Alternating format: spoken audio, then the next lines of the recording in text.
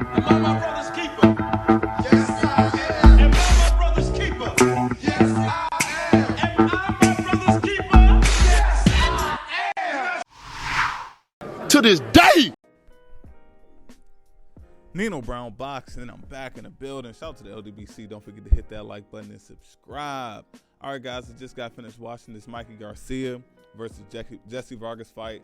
Overall, it was definitely a good scrap. This fight, I did score it round by round, and ultimately I came up with the card 114-113. Now, me, unlike the judges, I gave the fight to Jessie Vargas. And overall, if this was a street fight, if it was a fight, and I was simply going off of my eye test, I would have given it to Mikey Garcia. But since I scored this fight round by round, and I gave Jessie Vargas the first 4 rounds, and then that's when the knockdown happened.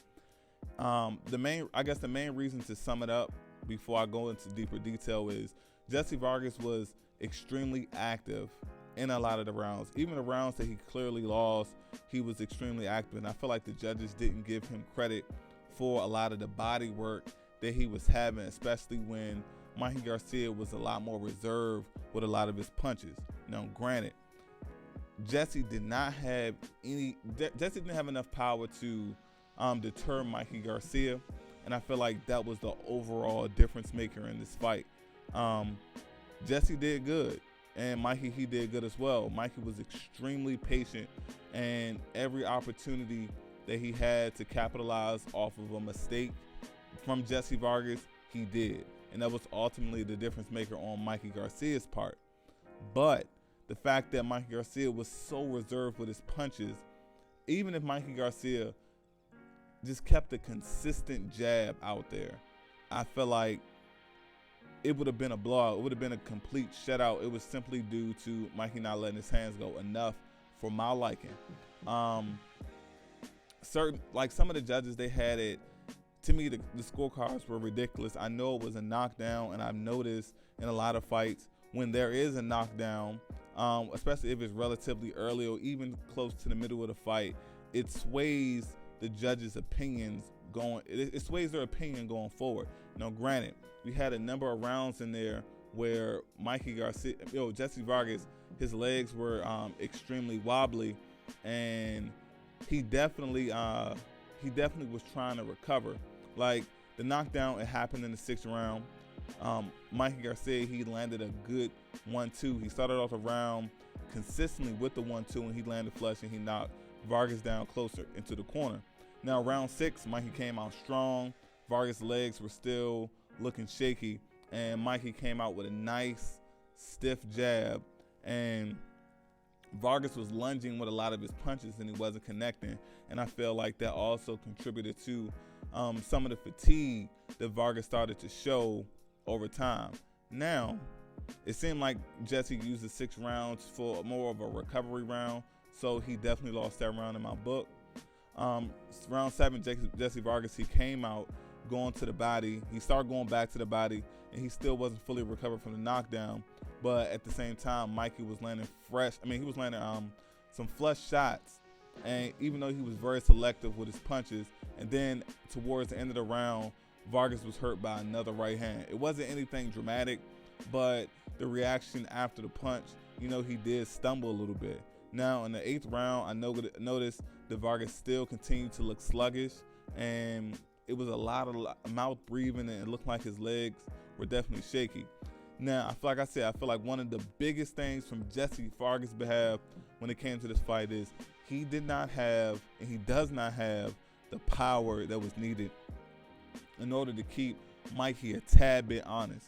Like I've been saying in this entire video, Mikey was very reserved with his punches, but he was reserved from a Jessie Vargas that didn't show the ability to hurt him. And if you had Jessie that had just a little bit more pop on his punches, I feel like that would have ultimately made the difference in this fight. But looking at this fight, looking at Jessie Vargas, with us knowing who Jessie Vargas is, and then comparing him to the elite guys in the welterweight division. We're talking the Manny Pacquiao's, the Earl Spencers, the Sean Porters, the Terrence Crawfords, the Keith Thurmans, even the Danny Garcias of the world. the thing that I'm noticing about Mikey Garcia is when he's in the ring with a guy that is relatively a good boxer, but he's active, like he's somewhat of an active puncher, similar to Jessie Vargas, but he also has some pop on his punches. I feel like Mikey Garcia will lose to these guys. I don't look at Jessie Vargas as an elite guy in the welterweight division. We're talking about a guy that has campaigned at 154, and I know Vargas doesn't want any smoke with the top guys at 54. So we know Jessie Vargas doesn't have a lot of power, and I feel like the recipe for these guys to beat Mikey Garcia at 147, it would be a guy that is an active puncher, and he has some good pop on his punches with decent boxing ability. And just based off the guys that I named, Manny Pacquiao falls into that category. We all know what Earl Spence has done.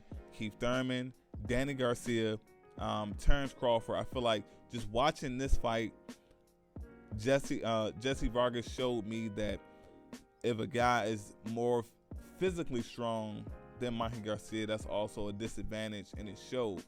Even though it showed when Mikey Garcia definitely got a victory, I personally scored it round by round, 114-113 for Vargas, but my eye test without going round by round, if I just looked at this fight in its entirety, I get a fight to Mikey Garcia.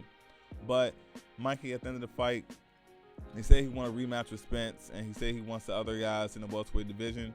Me personally, I don't necessarily see that happening. And if he does take those fights, I mean, I feel like he would definitely want to fight Manny Pacquiao. But if the same Manny Pacquiao that fought Keith Thurman showed up, the same Manny Pacquiao that has been that beat Adrian Broner,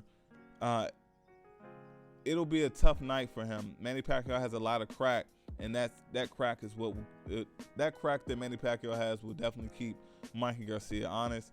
But congratulations to Mikey Garcia. I mean, they were fighting for the WBC Diamond Belt, a bullshit belt. We all know how that moves. Just a money grab for the WBC. They want to put their name on everything.